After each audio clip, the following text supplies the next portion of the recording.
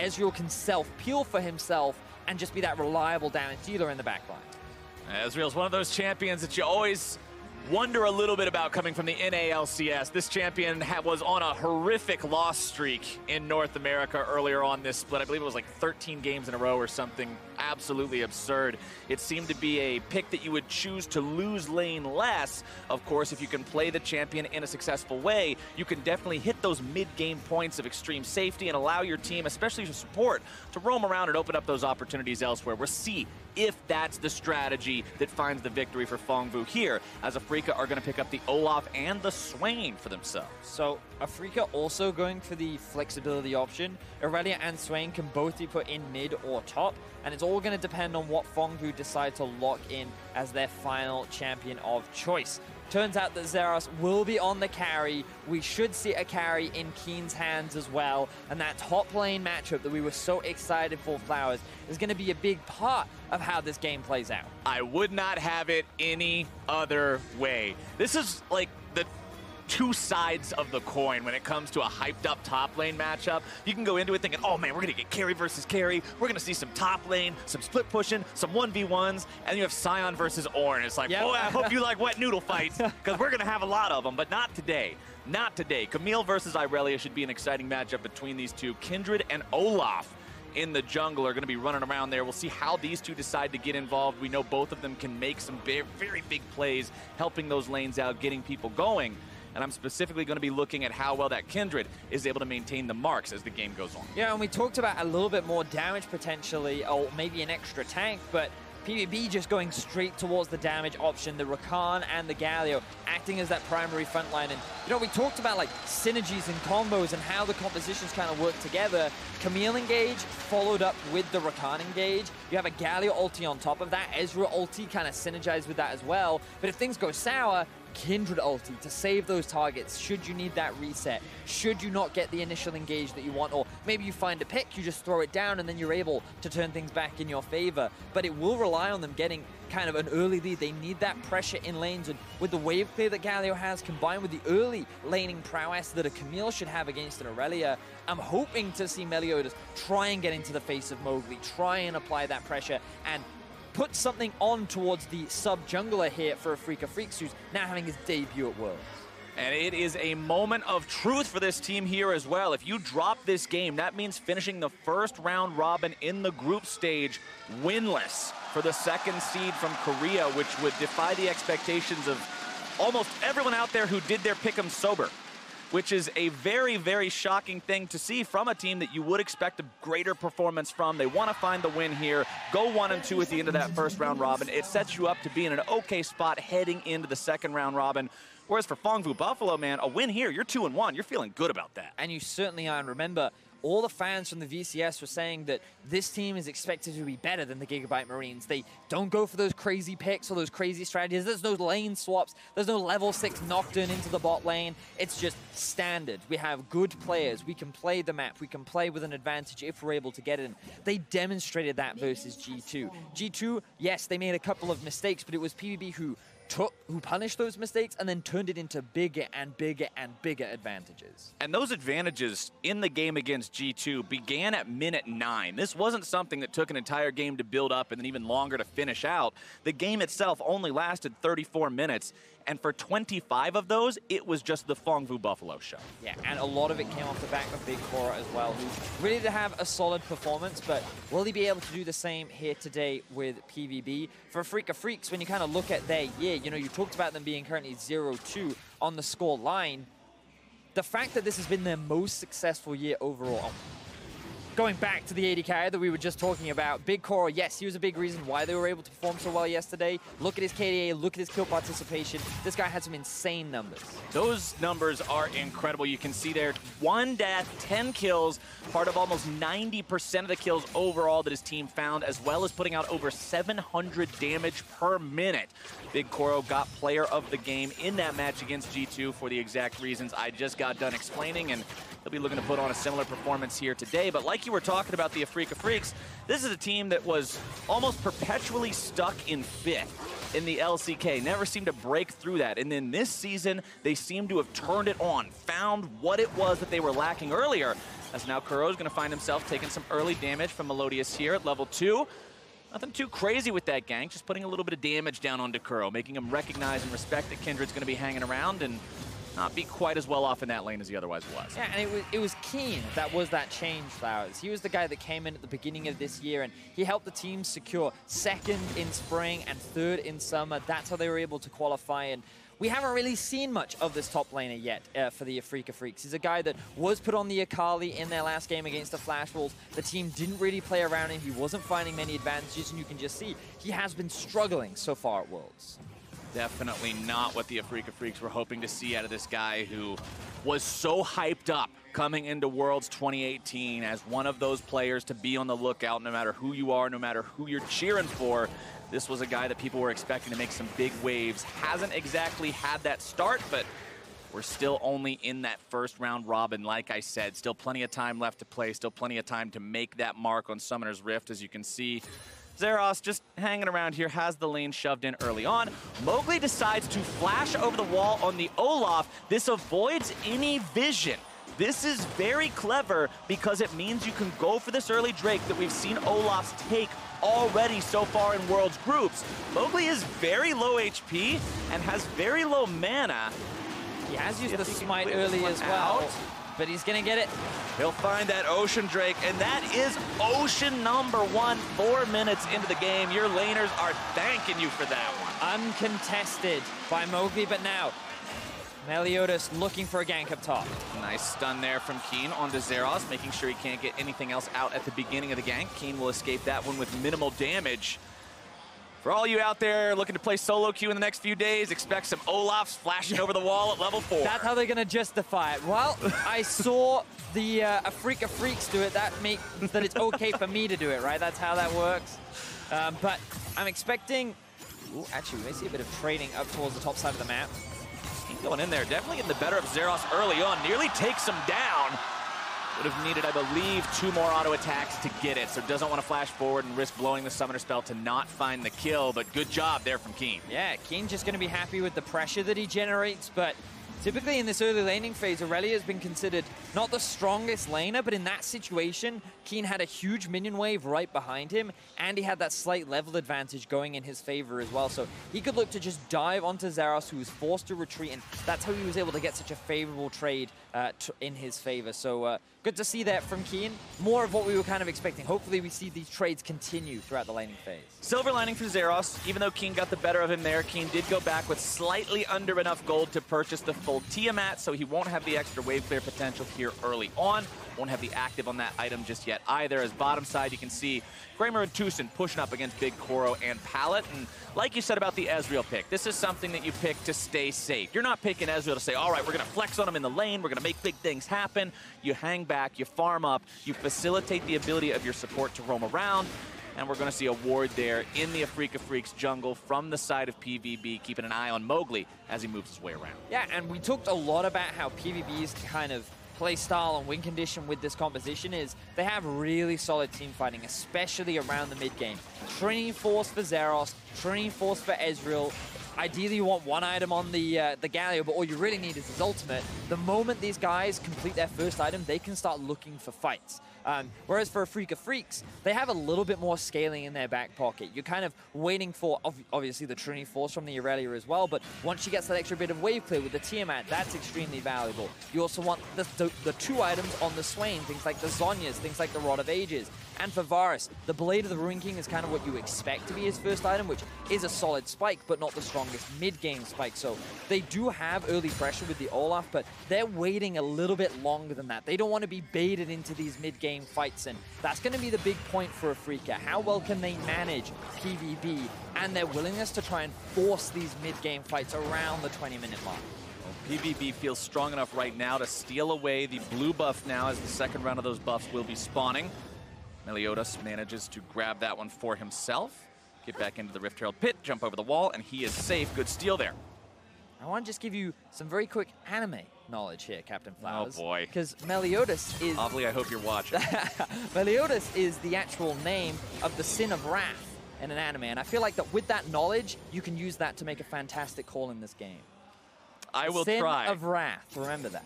The Sin of Wrath. All right, top side, though, is going to be Zeros looking to make the play on Keen. Heroic entrance coming in now as well from Null.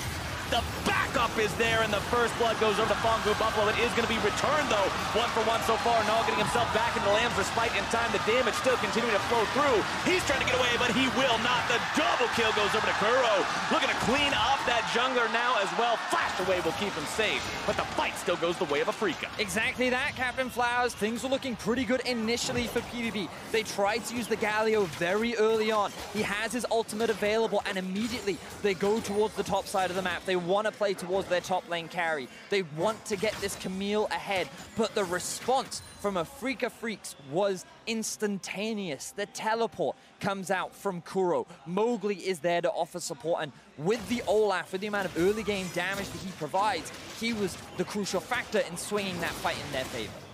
Well done there by Afreeca responding to that one. Sure, you lose your top laner, but he still got assist credit for both of the kills, so he's not falling too far behind. They're still going to be pulling out to a very slight gold lead here as Kuro finds a decent little bit of damage there onto Zeros, who just wants to hang around, get this wave pushed out, get this lane pushed up, get himself back to base. Let's take another look at the fight here, top side. So Zeros actually flashes in to land his ultimate, or land the stun into the ultimate, and then the Galio ulti comes in instantly, but you'll also note how quickly the teleport comes through for the Swain. Keen does his best to buy so much time, flashing away from the taunt and just using the mobility of his Q to dash in and out of range of Zeros. And that allowed Kuro and Mowgli to both arrive and swing this fight in their favor, because Olaf just has so much more damage than the Kindred does this early on into the game. Olaf is such an early game monster, not just in the ability to take the Drakes, but just getting into any of those fights. You know the champion can bring the pain. His bottom side, not going to do anything with the Kindred there. We actually saw Zeros come towards the bot side as well, and given that he just lost his life and doesn't have teleport, this is going to give a whole wave of gold and experience over to Keen, and nothing is going to be gained off the back of it. Real questionable decision-making there from the side of PvP. I wonder if they were just trying to force something on the bot side, maybe answer to some kind of early play. I'm not entirely sure, but definitely a big favorable advantage gained for Keen. Zeros now enjoying the fun game of being behind a level compared to your top lane opponent and just having to observe his farming as you wait for the creeps to be close enough. Stun comes down. Keen finds that one, but doesn't want to go any further on it just yet. Mowgli making his way towards the top side of the map here yet again. We'll actually see junglers from both sides with the same plan here. Vedius, it's going to get bloody pretty quick, I think. Keen wanted to start this one off. Stun's going to be found. Keen in some trouble, absorbing all the damage here first. Disarm goes through. Melodius has able to find himself the kill onto Keen now as he tries to get himself away, but the follow-up is there, and the double kill comes in for Mowgli. And again, it's Mowgli who's the key factor in turning these fights in favor of Afreeca. Every time it is PvP trying to play around the top side of the map. They're trying their hardest to get Zeros ahead. And if that was just a 2v1, it would have been an excellent gank, heavily in their favor. But the arrival of the Olaf, his early game damage, swings the fight in favor of Afreeca, while they're also winning on the bot side of the map. And so far, this early game is going heavily in the favor of the Afreeca Freecs.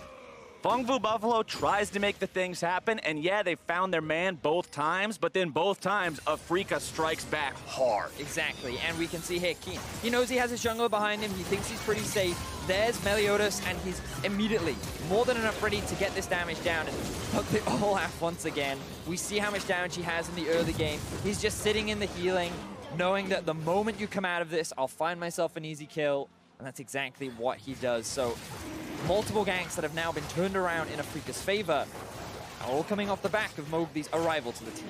Meliodas and the bottom lane from Phong Buffalo starting up the Infernal Drake now, but the Afreeca Freecs using the teleport. They want to come in and stop this one, and it looks like they'll maintain control over the Drake. TY for Leash.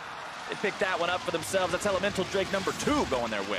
And Keen, he used his teleport into the Drake pit to help secure that second Drake of the game. Zeros will be able to TP up towards the top side and get a bit of farm back in his pocket, but everything looking good for Afreeca. And Flowers, I had a great stat coming into this matchup where, on average, at Worlds group stage, you will expect to see around 21 kills in a game. So far at Worlds, Afreeca had only found 5 kills total. 30, 80% there. Exactly. 12 minutes into the game, they've already found themselves 4 kills. They've been really reactive in terms of early game playmaking, and also they drafted a strong bottom lane that's doing fantastically so far. 30 CS up in favor of Kramer. They've secured the first tower of the game. This is more of the Afreeca Freecs that many of the fans wanted to see and were expecting at the World Championship. This is what I have been accustomed to expect from the Ezreal from our NA games. He loses so much early, and then the Varus is able to run around crazy in the mid game. We'll see if Kramer is able to pop off later, but right now, Afreeca is hanging around this top side of the map. Rift Herald is that neutral objective that's alive and ready to go, and Afreeca already has 3 men on it, looking to take that one down and use it to push yet another turret. We'll see if they'll get this without any sort of a contest. Doesn't look like Fongbu can get anywhere close to it. No, not today. And they'll give the eye over to Mowgli and head up top, maybe to use it immediately. So this is what you do once you have secured the first tower. You already know that your bot lane is very strong. The first item has already been completed. You're sitting on a pretty healthy gold advantage. You just want to keep up the pressure for as long as you can. So while they may lose the bot tower, it's still in favor of Afreeca because this trade is still a tower up in their back pocket along with the Rift Herald as you identified. And if they take that mid tower down, it becomes a lot harder for PvB to use the Galio ulti to move to side lanes, try and force fights. And you can see their early investment went entirely into the top side. And if they had been able to pull it off, they could have traded top tower for bot tower, maybe even converted it into a Rift Herald, but they found no advantages in the top side of the map. They also lost bot, and so Afreeca have full control of the map right now. Afreeca decided to use the Tom Kench ultimate to get their bottom lane out of trouble as they summon up the Rift Herald here in mid as well. TP going to be used from Big Core to make sure he's there in time. PvB trying to stop this one before it does too much damage. Will take that mid lane tier 1 turret very low, but with Rakan going around behind to hit the eye, Shelly will not accomplish her mission today. Afreeca doing a fantastic job in this early game so far. They know where they have the gold and they know where to use it. And I like the fact that they're saying, hey, Fongbu Buffalo, they're probably going to look towards the top side. This is a guy they like to play through. Zeros, he's a man who does some heavy lifting. We got a guy who knows how to do some heavy lifting of his own. Very true. Let's make sure they can't run away with that. The fact that they've recognized both of the big plays that Fongbu has tried to make up in that top side and have found successful counters so far, I like to see from this team, especially considering that people were having concerns about their overall performance starting off 0-2, not quite being up to the expectations that people were expecting so far, but now they're looking pretty good here in this game, 15 minutes in, setting at a 2,000 gold lead with 2 Elemental Drakes under their belt, and they seem to have control right now. This is a team that is known in the LCK to have a very high vision score compared to a lot of the other teams, and it's not specifically because of one person. It's not like their support is just only buying brown boots and control wards. It's because everyone on the team works together and contributes so much to that vision score. Look in the inventory, Vedius. Control ward, control ward, control ward, control ward, control ward. If you're gonna go flash over the Drake wall because the Afreeca Freecs did it, boy, you better have 2 control wards in your inventory when you do it because the Afreeca Freecs did it. You can't do the fun stuff without putting in the vision work, and that's how Afreeca Freecs can manage to build this lead even further. I have never heard a man more excited about vision than you, Alex. Especially as an aggressive Skarner player. Those were not the words I was expecting from your mouth. But you can't go into the enemy jungle and 1v9 people unless you're sitting in a bush with a control ward next to you. You heard it here first, ladies and gentlemen. Wards are important, and Afreeca, they have all the vision that they could want as they set up for this mid-tier 1. Keen is off on the flank, sitting on top of that control ward, and that means that PvB will be forced away. 3 towers now to 1 in favor of Afreeca Freecs. 2,500 gold in their back pocket. This early game has been splendid from Afreeca. I mean, Shelly didn't do her job earlier, but she set up a situation where Afreeca could just stroll up, hit the turret a couple times, boom, boom, boom. It's out of there. They've got the extra money, and now with the entirety of that outer line down, this opens up the possibilities that you were talking about where you don't feel as safe pushing out as far onto the map as you previously did. Afreeca can now move into the enemy jungle, get some more vision down in there, continue to try to choke Fongbu Buffalo out of the game as we proceed further into the mid-game. And 45 seconds from now, the next Drake will be live. We'll see if they decide to fight for it. And remember, we talked a lot about item spikes for both these teams and how with PvB really on 1, ideally 2, but 1 item is a big spike for them to then look for for these team fights. But the thing about Afreeca is they've already completed their first item and are now working towards their second. And that's a really big deal coming into these mid-game fights because they're the ones that are kind of looking more towards those second, third items. They're the ones that have the better scaling into the late game, and the fact that they're already so far ahead this early on into the game sets them up very nicely to match any of the fights that PvP tried to force at this point. And it plays interestingly into the discussion that you and I were having about the Afreeca Freecs game against the Flash Wolves the last time they played. Because last time, Afreeca was the team that wanted to get ahead early going up against the Flash Wolves. They couldn't do it. The game stayed even for too long, and then the Flash Wolves pulled ahead, and they won the game pretty quickly. Afreeca's on track now to do the same thing to Phong Vu Buffalo, if not even more stylistically, because they're already ahead. They're not just breaking even. This team is executing their game plan so well. And hey, if you're already building things up for late game win conditions, why not continue to stack Elemental Drakes? That's 3 for 3 going over to this squad. Yeah, the moment it spawns, Afreeca lock it down. Mowgli, he's been really impressive this game so far. He read what PvP would try to do in the early game. He was always there to respond. He's maintained control over this Drake objective for the entirety of the game. And considering from the perspective of many analysts that Spirit was considered the stronger jungler, the guy that they more regularly used during the regular season of the LCK, the fact that he comes in on the world stage when the team is down 0-2 and has a performance like this is definitely a big deal and a big positive for the side of Afreeca. It also shows that, hey, you can manage to switch things up like that and you're not losing something overall because Spirit is just so much of a level above Mowgli. You can make that change, shift that gear, and still be a team that's quite a threat to have to deal with. 2-0-2 on Mowgli with this Olaf, 100% kill participation. Of course, all 6 of the kills between the two teams this game have been in those top lane skirmishes that we saw break out earlier, all started by Phong Vu Buffalo, but it looks like everything's been pretty calm since then. Nobody really wanting to make anything else happen. Like you said, Afreeca was all too happy to avoid the mid-game fights, scale up a little bit more, and Phong Vu Buffalo, when you're behind 3,000 gold, you're not particularly looking for a fight either, so it's just going to continue like this for a while, it seems.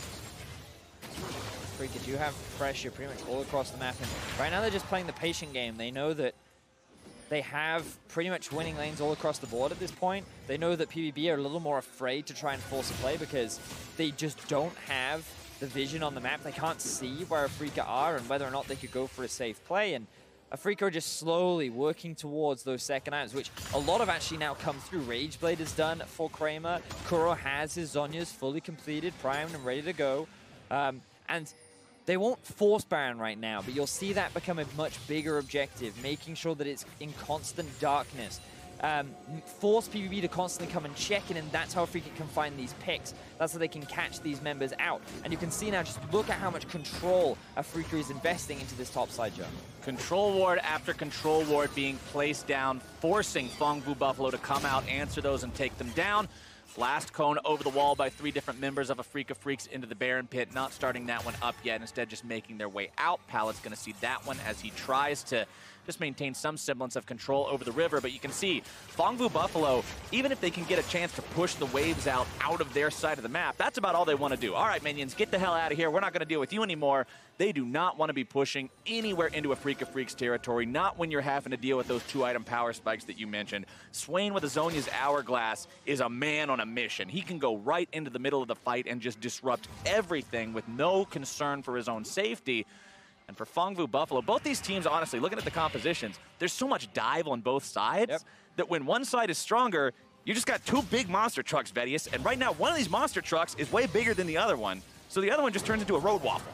Yes, but the funny thing is about Afreeca is they don't often like to put their foot down on the gas. They like to play a little bit more patiently. They're not over-eager, say, like an IG or an EDG or even a Fnatic are. They're the much more calm, calculated approach. As you said, they like to invest in their vision. They like to have information on where they're going. And if they're going to run you down with their monster truck, it's going to be a tactical rundown rather than a philosopher's monster truck.